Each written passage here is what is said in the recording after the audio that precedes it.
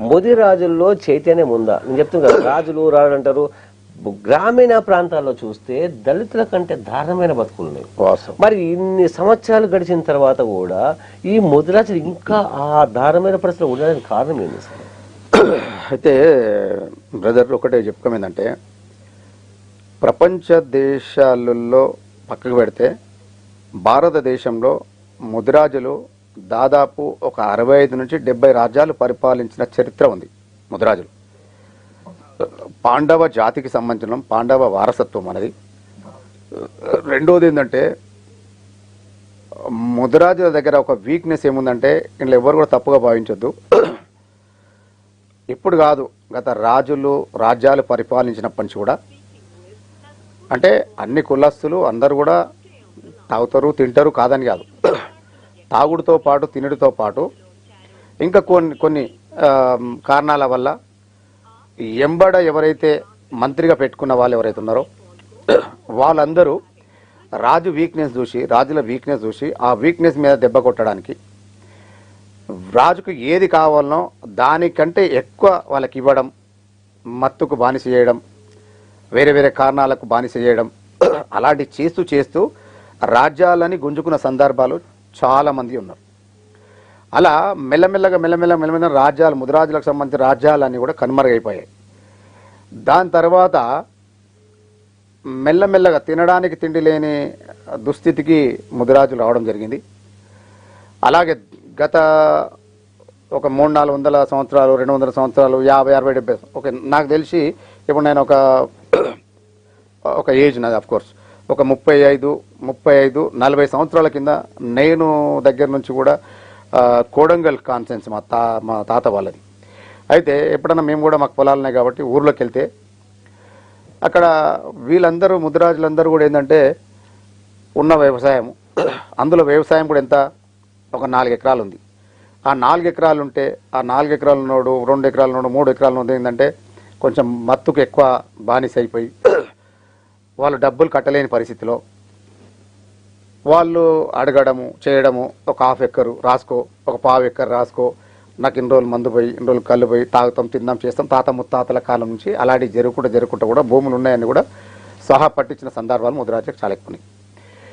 అయితే దాంతోపాటు ఏంటంటే ముదిరాజులు ఒక్కరని కాదు, అన్ని కులాలుల్లా అన్ని వర్గాలుల్లా ఎస్సీలు ఉండొచ్చు, ఎస్టీలు ఉండొచ్చు, బీసీలు మైనారిటీ అందరికీ కూడా రోషం ఉంటుంది, అందరికీ రోషం ఉంటుంది. దాంతోపాటు ముదిరాజులో కూడా ఏంటంటే ఎవరి దగ్గర పోతే మనకెందుకు, మన కష్టం మనం చేసుకోవాలి. మనం ఇవాళ 500 రూపాయలు సంపాదిస్తున్నాము, 500 రూపాయలు సంపాదిస్తే 300 రూపాయలు ఇంటి ఇచ్చేసి 200 రూపాయలు ఉంటే మంచిగా హ్యాపీగా ఇంత తాగుతా తింటా చేస్తాను, నేను ప్రశాంతంగా ఉంటా, నా కష్టం నేను చేసుకొని వస్తా, ఆడబోయి చేయకొట్టు ఈడబోయి చేయకొట్టు, నేను ఆడికి రావాలా ఈడికి రావాలా అని చెప్పేసి ఉద్దేశంతోనే ఉండే వ్యక్తులు కాదు.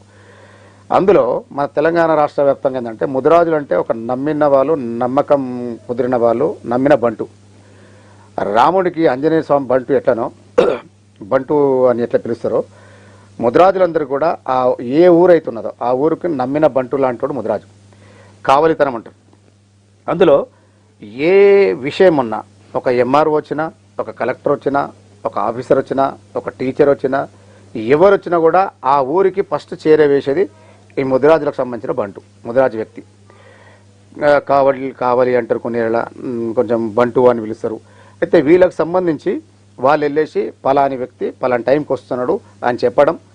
దాంతోపాటు ముదిరాజులు అప్పట్లో తాత ముత్తాతల కింద ఏంటంటే వేరే వాళ్ళు వండితే తినలేకపోవడం, అది కరెక్ట్ కాదు. అయితే ముదిరాజులు వంట చేస్తే తిందాము పర్వాలేదు అని చెప్పేసి ఒక ముదిరాజులని ఒక ఆ రకంగా హైప్ క్రియేట్ చేసి ముదిరాజులని ఒక గొప్పగా చూపించేసి వాళ్ళ దగ్గర పని చేసుకున్నారే తప్ప ఈ అప్పటి కాలానికి సంబంధించిన వాళ్ళు ఇప్పుడు ఎంఆర్ఓ దగ్గర ఉండని ముదిరాజులు బంటోడు ఉండి వాడు వంట చేసి పెడితే వాళ్ళు తింటారు.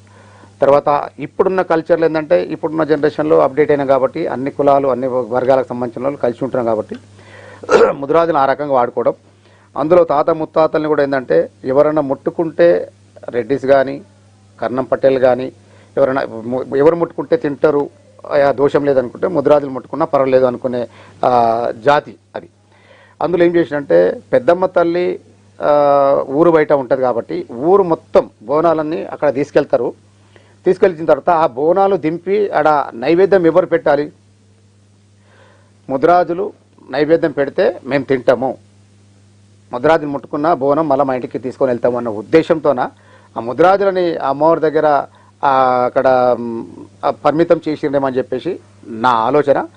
అమ్మవారు అంటే పెద్దమ్మ తల్లి అంటే ఆ ఊరు గ్రామదేవత కాబట్టి అన్ని కులాలకు అన్ని వర్గాలకు సంబంధించి అందరికీ కూడా ఆమె ఒక తల్లి లాంటిది, ఆ ఊరిని కాపాడే తల్లి కాబట్టి ఆ రకంగా చూడాలి తప్ప ముద్రాజులను ఏం చేసిందంటే ఒక ఏరియాకు ఒక దగ్గర పరిమితం చేసేసి ముద్రాజులని ఇవాళ దీన స్థితిలో కావడానికి కారణాలు కూడా అప్పటి గత ఒక 50-60 ఏళ్ల కింద 100 ఏళ్ల కింద పాలకులు కావచ్చు, కర్ణం పటేళ్ళు కావచ్చు అని నేను అనుకుంటున్నాను. ఇప్పుడు మీరు అన్నట్టుగా